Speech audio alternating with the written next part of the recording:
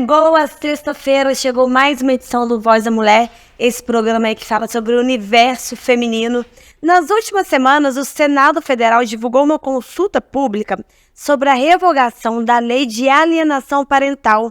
Isso porque, no começo de novembro, peritos da ONU apelaram ao novo governo para que eliminasse a lei, apontando que ela pode levar à discriminação contra mulheres e meninas e favorecer casos de violência doméstica e abuso sexual. Para entender melhor essa discussão, o Voz da Mulher dessa semana está recebendo a Jéssica Reis, que é advogada especialista na área da família, e também ela, a deputada estadual delegada Sheila. Bom dia, meninas, sejam bem-vindas na Alô. Olá, Tamara, bom dia a todos os ouvintes da Alô, bom dia, doutora Jéssica, desde já agradecendo, né, por você ter aceito o convite, que eu sei que você tem experiência nesse tema alienação parental, que é algo que aflige aí e perturba a vida de muitas mulheres, tá? Parece uma coisa simples, mas não é simples, não. Então, vai contar pra gente um pouquinho da experiência dela. Bom dia, Tamara, bom dia, doutora Sheila, bom dia a todos os ouvintes, é um prazer estar aqui, para mim é uma honra. E estou muito feliz em poder contribuir de alguma forma com a mulherada aí que está em casa nos ouvindo. Isso aí, Jéssica. Infelizmente, a alienação parental é uma prática comum em muitas famílias, mas muita gente não sabe nem que está passando por isso. É um termo difícil, assim, não é do conhecimento comum. Eu queria que você explicasse para quem está nos ouvindo aí o que é alienação parental.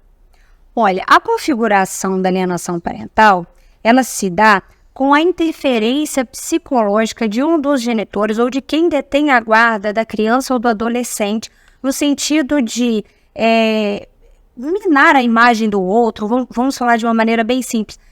Quando um dos genitores fala mal do outro, cria um certo constrangimento que faz com que a criança tenha o desejo de um não convívio. Não tenha interesse em estar convivendo com um ou com o outro.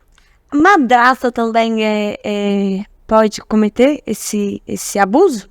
Pode ser considerado um abuso? Claro, ela está inserida ali no ambiente familiar, né? Uhum. Mas o que chama atenção para nós, Tamara, que é muito importante, e acho que um tema relevante e o principal a ser abordado para as nossas mulheres hoje, é os reflexos negativos da alienação parental, da lei, da legislação. O fato da legislação não ter alcançado o objetivo ao qual foi proposto. Uhum. Hoje, atuando, né, eu atuo aí há mais de 10 anos no direito de família, e eu pude observar ao longo dos anos, lidando caso a caso, que a lei, infelizmente, ela hoje mais criminaliza a mulher do que efetivamente previne uma discórdia familiar. O que ela visava proteger, que é a harmonia familiar, perpetuar os laços entre genitor e genitora, quem detém a guarda, manter a paz no ambiente familiar, ela não foi efetiva. Eu entendo que nós precisamos buscar mecanismos que já estão disponíveis para nós para resolver os problemas familiares, como, por exemplo, ações de regulamentação de visita que não teriam aí um caráter punitivo de um ou de outro e também não seria utilizado como arma, como uma desculpa para uma vingança mesmo entre os cônjuges, os pais. Porque muitas vezes, até por falta de maturidade, por maldade, usa aquela criança para castigar. Ah, então já que ele me deixou, já que ele arrumou outra, né? Já que ele saiu de casa, então também não vai ver a criança. E o que a criança tem a ver com isso? Então, a legislação, ela tentou minimizar isso. Tipo, não, a mãe está com a guarda, está morando com a mãe, mas ela é obrigada a mandar a criança nos dias estipulados para ficar com o pai. Porque a lei de alienação parental, ela obriga. E se a mãe descumprir, não deixar a criança, né, ir lá com o pai, ou então ficar falando o tempo todo mal do pai, só um exemplo, quando é pai, ou vice-versa, né, e não deixar visitar e tal, essa mãe estaria cometendo, né, uma infração, um crime de alienação parental. Só que tem muita coisa por trás disso, né, doutora Jéssica? Muita coisa por trás. Não é sempre assim. Não é que a mãe não quis. E o pai agressor? E o pai abusador? Ela é obrigada também pela lei, sabe? Então ficou difícil. A situação é muito complexa. Por quê? Se formos analisar de uma maneira simples, objetiva, olha que legal, isso é para que um não impeça o convívio saudável com o outro. Mas a verdade é que, infelizmente, durante a minha atuação, por exemplo, eu participei de diversas audiências onde pais abusavam sexualmente da própria filha. Eu não estou dizendo aqui padrasto, tá? É pai, a gente falou sobre isso no programa passado. Pai, eu estou falando de pai. Então, são várias as questões. E aí começamos pelas mais graves, desde mulheres que vivem em contexto de violência doméstica, que o pai não aceita o término do relacionamento e aí ingressa com esse tipo de ação para colocar um temor na vítima, porque de fato há uma severidade muito grande na legislação referente à alienação parental. Há uma punição, é multa, a mulher ela pode vir a perder a guarda, né? É claro que a gente sabe que a lei trata tanto dos homens quanto das mulheres, mas nós estamos no programa Voz da Mulher e, de fato, as vítimas, em sua maioria, são realmente mulheres. Seria uma pergunta, se tem um grupo maior de vítimas. Na maioria das vezes, as mulheres são as mais vingativas ou os homens, quando o assunto é vingança? Olha, a verdade é que nós precisamos, para responder essa pergunta, é muito fácil. É só nós irmos atrás da fragilidade. O filho, para a mulher, é um ponto fraco. Então, aí a gente já sabe, se a alienação parental é uma lei que vem resguardar interesses do filho, então a gente já pode concluir, quase que de forma absoluta, que a mulher vai estar mais vulnerável nessa situação. Porque eu falo com muita propriedade, pela minha experiência, a doutora Shirley também vai poder nos ajudar com a experiência dela, né, tanto aí na sua carreira enquanto polícia ou também, né, no seu engajamento político, ela vai poder trazer para nós essa realidade, não é mesmo, doutora? Sim, a gente vê, eu acompanho alguns grupos também, até na internet, ONGs, entidades da sociedade civil, que são militantes contra, né, e a favor da revogação da lei de alienação parental, e lá eles colocam vídeos de cortar o coração da gente. Às vezes, né, chega lá, né, o genitor para buscar a criança no dia da visita e a criança aos berros, aos prantos, segurando na mãe, eu não quero ir, eu não quero ir, eu não quero ir. Aí a mãe, olha a situação dessa mãe, o filho não quer ir, alguma coisa tem. Às vezes ela não tem dinheiro, ela não tem um bom advogado, a quem recorrer? Se eu não deixar, eu vou ser uma criminosa. Eu estou praticando alienação parental contra o genitor. Mas o que está acontecendo? Meu filho não sabe falar direito, ou então eu sei o que está acontecendo, mas ainda não recebeu uma condenação, sabe? São só suposições, ele vai lá e nega e tal, ainda não está comprovada a situação, eu sou obrigada a deixar meu filho com aquela pessoa. Então, são coisas assim, terríveis. É justo, por exemplo, deixar a pessoa com direito de visita, livre, né? Um genitor que agredia fisicamente a mãe na frente dos filhos, por exemplo, psicologicamente. Que é isso, gente? Que exemplo ele tem para dar, né? Para o filho. Esse é o principal indício quando o filho não quer ir? É um grande indício, porque a criança é muito espontânea. Vamos falar a verdade, a criança é muito espontânea. Lógico, entendemos que muitas das vezes as crianças, elas jogam, né, essa questão de ter uma realidade de divórcio. Eu falo com experiência própria, porque eu já me divorciei, e então essa questão de conciliar, né, esse formato familiar, ele traz essa realidade também, que muitas das vezes as crianças, elas jogam com o outro, mas sem malícia. Às vezes para conseguir um presente, para conseguir aquela saidinha, no caso dos adolescentes que quer, então o que for mais maleável vai jogar daqui e de lá. Mas quando não quer ir, é um sinal de alerta. Porque se eu não quero estar na presença da pessoa que deveria me proteger, isso é muito grave. Nossa, a gente sabe, assim, além dessa decisão possível de revogação, a lei também passou por algumas mudanças, não foi? O que aconteceu na prática?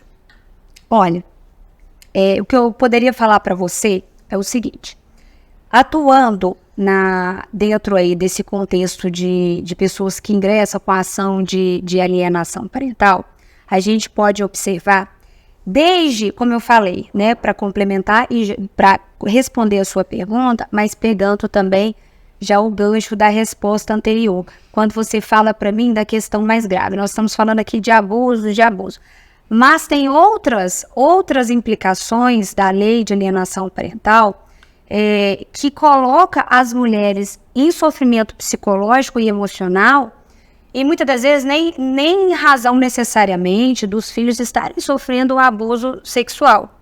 Muitas das vezes os genitores, eles ingressam com a ação como forma de vingança também, quando a mãe, por exemplo, pede uma revisão de alimentos. Arruma um namorado. Uma pensão alimentícia. Muitas das vezes o genitor, ele paga muito pouco ou não paga, e quando a mãe tem coragem e toma a decisão de ingressar com uma ação para obter essa ajuda financeira, o que é muito justo, muitos dos genitores ameaçam.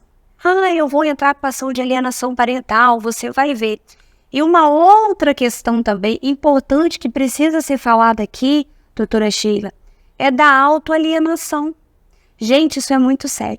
Nós temos muitos casos onde os pais, eles são completamente ausentes da vida dos filhos. Olha como isso é sério. Você tem um pai que não vê. Eu tenho uma cliente no meu escritório que o pai ficou sem ver a filha dela 1 ano. 1 ano. E quando eu falo que ele ficou ausente, não foi só da presença, do abraço, de levar para passear, não. Foi de uma ligação telefônica, Para saber se está vivo. uma chamada de vídeo, sabe, um acompanhamento. Hoje nós temos a facilidade do WhatsApp, nem isso o genitor fazia.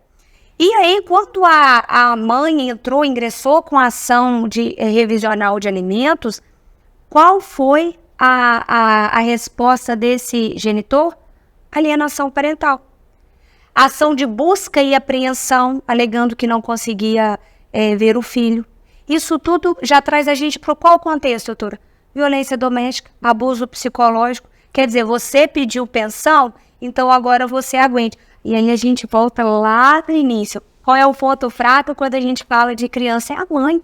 A mãe tem pavor só de pensar que pode perder a guarda de um filho. Olha, imagina. Ela vai lá e retira a ação da pensão. Ela vai lá e desiste da ação. Isso acontece. Uma coisa tá ligada à outra, né? Isso acontece muito. E aí, nós nos deparamos com a seguinte questão. O pai ficou ausente 1 ano. Ele entrou com a ação porque ele tem direito de ação. E aí vamos falar aqui da parte técnica, então. Ele entrou com uma ação porque ele tem o direito de ação. O processo vai correr. Essa mãe que já não tem pensão, ela vai ter que contratar um advogado para fazer a sua defesa. Ela vai responder o processo. O filho vai ser submetido a um estudo social. Olha a exposição dessa criança. Então vamos ver o contexto dessa mãe. A mãe que criava o filho sozinha.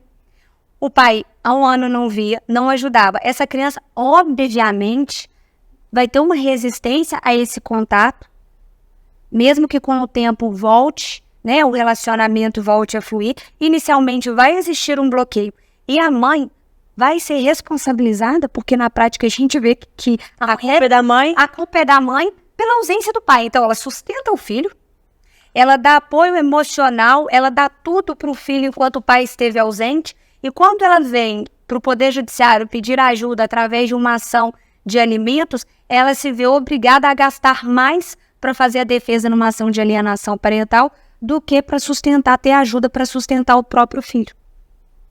Porque o filho não vai querer ir com o pai. Ele vai querer 1 ano sem ver a criança. Autoalienação. Como mudar isso? Revogando a lei. Revogando a lei. Não precisa dessa lei. Doutora, não precisa. Cada caso é um caso. Não precisa dessa lei, até mesmo porque, eu vou citar um exemplo aqui. Eu também tive experiência de conviver com uma moça que ela não podia saber onde a criança estava indo. A criança era uma pré-adolescente na fase de ficar menstruada, mocinha. Então ela ficava muito insegura de sair com o pai para viajar. O pai normalmente levava para viagens. Então ela ficava muito de férias. Muito insegura, porque assim, mamãe, se eu vou para a praia, eu preciso saber como é que eu vou organizar minha vida aqui com um biquíni, por exemplo. Nós que somos mulheres, a gente entende como que isso é sério para uma pré-adolescente, né? Essa fase da puberdade, essa mudança.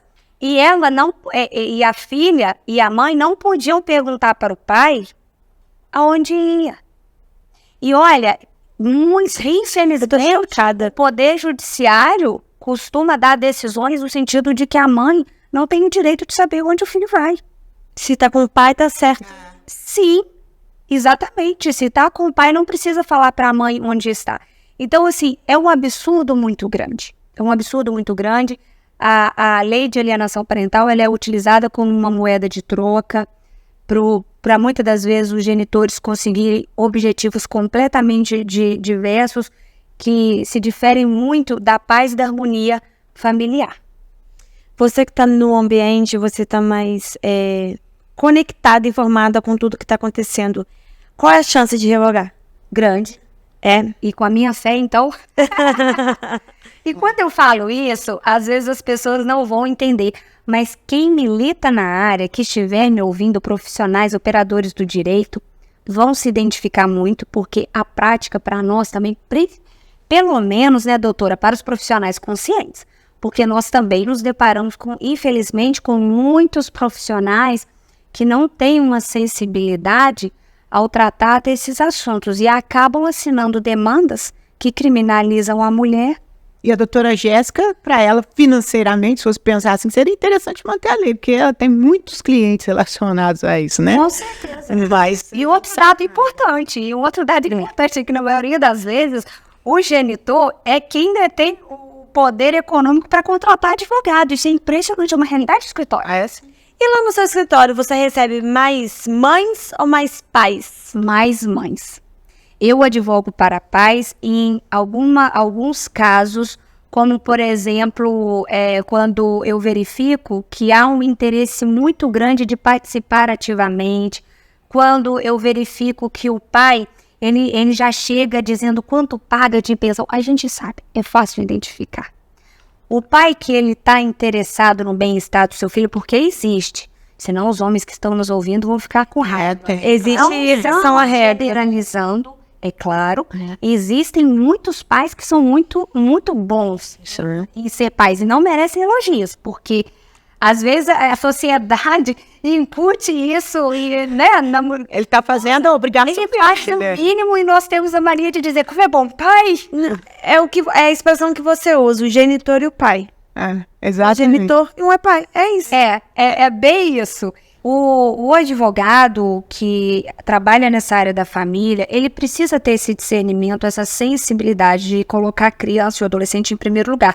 Isso é um norte, até uma dica para os operadores do direito aí que estão nos ouvindo, para aqueles estudantes que querem seguir essa área e que gostam, se familiarizam, né, com essa Tudo está em limite, né, doutor? Tudo está em limite. A pessoa acha que não conseguiria deitar a cabeça no travesseiro e dormir tranquilo, sabendo que você está movendo uma ação para prejudicar a vida de uma criança ou adolescente. E achando que está fazendo bem, né? Exatamente. Então, a gente consegue, através do primeiro atendimento, identificar o pai que está bem intencionado daquele que não está. Quando o pai já chega com uma intimação de uma outra ação de pensão alimentícia, para mim já é um alerta. Quando esse despertar de mover ações vem a partir de uma intimação, isso já é um alerta. Doutora, já que o nosso foco é mulher, o nosso programa é a voz da mulher, eu queria que você deixasse aí um recado para as mulheres. Como sair dessa situação ou como manter a segurança, a força de ser mãe e aguentar tanta bronca, né? Tanto rojão. A primeira coisa que eu queria dizer é que nós somos todas iguais. Quando eu digo que nós somos todas iguais, eu tô querendo dizer o seguinte, apesar de estar sentada aqui hoje, trazendo um pouco do meu conhecimento, tentando ajudar de alguma forma, mesmo sendo advogada familiarista, eu passo por algumas situações constrangedoras em razão da minha realidade, né, do formato familiar que eu tenho hoje. Então, todas nós estamos sujeitas a passar por isso. E nós precisamos o quê? Nos unir, apoiar, ao invés de criticar, porque muitas das vezes as mulheres criticam umas às outras, buscar entender, ter mais empatia, porque unidas nós conseguiremos nos fortalecer, nós conseguiremos criar mecanismos, ações. Por exemplo, a própria revogação, ela vem de uma série de organizações com mulheres envolvidas, Mostra a força. Empenhadas para derrubar uma lei que nos criminaliza. Então é isso, é não desistir, é entender que nós também estamos sujeitas a isso. Então, ter o conhecimento técnico não me retira do grupo, pelo contrário, me faz ser mais humana com as mulheres, me faz enxergar a mulher de uma maneira diferente, me enxergar de uma maneira diferente e entender que todas nós estamos vulneráveis e que precisamos, sim, acreditar que nós podemos mudar o cenário. Claro que podemos. Isso. E você, Sheila? É isso mesmo, né? Conforme a doutora Jéssica falou, somos todas iguais. Todas, independente da classe social, do nível de escolaridade, sabe, da cor de pele, independente de qualquer coisa, somos todas iguais. Passamos, em geral, pelos mesmos problemas na vida, sabe? Então a gente tem que continuar sendo forte, lutar pelos nossos direitos, não calar a nossa voz, né? Brigar mesmo, falar, não, eu não aceito Defender isso, não os tá filhos. certo, vamos correr atrás, né? Defender os nossos filhos e também não fazer pirraça, né? Vamos falar que tem algumas que fazem pirraça. Se o pai é bom pai, não caiam na besteira também, sabe? De falar mal, né? De inventar coisas, de proibir para penalizá-lo, porque muitas vezes ele foi embora, porque ele se interessou por outra pessoa e terminou elas. Não façam isso, porque seu filho também não merece isso, né? Ele também tem direito de conviver com o pai quando é uma pessoa bacana. Exatamente. Para encerrar, eu tenho uma dúvida sobre a revogação. A gente sabe, a Sheila principalmente já falou que isso várias vezes, que a nossa legislação é muito morosa, ela é muito lenta.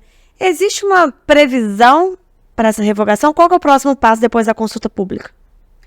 Na realidade, não há uma previsão. Quando nós falamos em tramitação de projeto, Então, a Sheila sempre bate nessa tecla. não existe uma previsão. Eu estaria com devaneios aqui se eu trouxesse qualquer expectativa de data.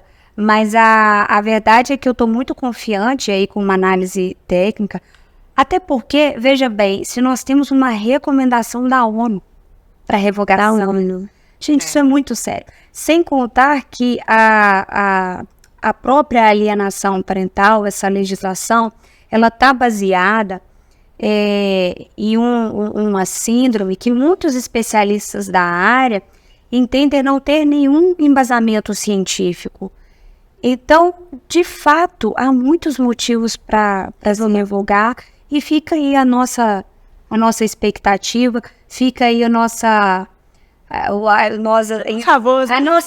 nós enviando aí, emanando aí essa energia positiva para que você, como a doutora falou, tenha também sabedoria dentro do lar. Eu falo que a mulher, ela dentro do lar, ela é uma peça fundamental, uma peça-chave, tem a sabedoria para conduzir, como a doutora falou, muitas das vezes com picuinha. Se o pai é um pai bom, é um pai que não coloca a criança de modo algum em risco, tenta resolver de outras formas. E só para complementar... O problema entre adulto e entre adulto. Entre adulto. E só para complementar a questão que eu disse inicialmente sobre outras formas de resolver...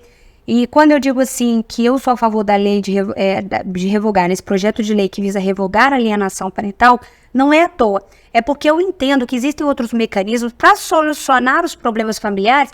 Por exemplo, uma ação de regulamentação de visita, você pode igualmente ter estudos sociais ali dentro que te orientam qual é a melhor forma desse convívio, dessa estrutura familiar, se vai ser uma visita assistida inicialmente ou se não, dentro da ação de regulamentação de visita. E aí as mulheres vão perguntar, mas doutora, qual a diferença? A diferença é que nós, numa ação de regulamentação de visita, não fomos criminalizadas. O homem ele não consegue atingir a mulher, porque a regulamentação de visitas visa especificamente o filho, a convivência, e não punir a mulher. Então esse é o caminho. Esse é o caminho. Gente, foi ótimo o nosso bate-papo, foi muito esclarecedor. Vamos aí torcer para a revogação, né? Isso mesmo. Vai que dá certo. Vamos voltar aqui ainda para Vamos falar sobre o assunto depois de revogar. Verdade. De cobrar, hein? Sheila, mais uma vez, muito obrigada. A gente se encontra no próximo programa. Tchau. Tchau, tchau. Tchau, obrigada.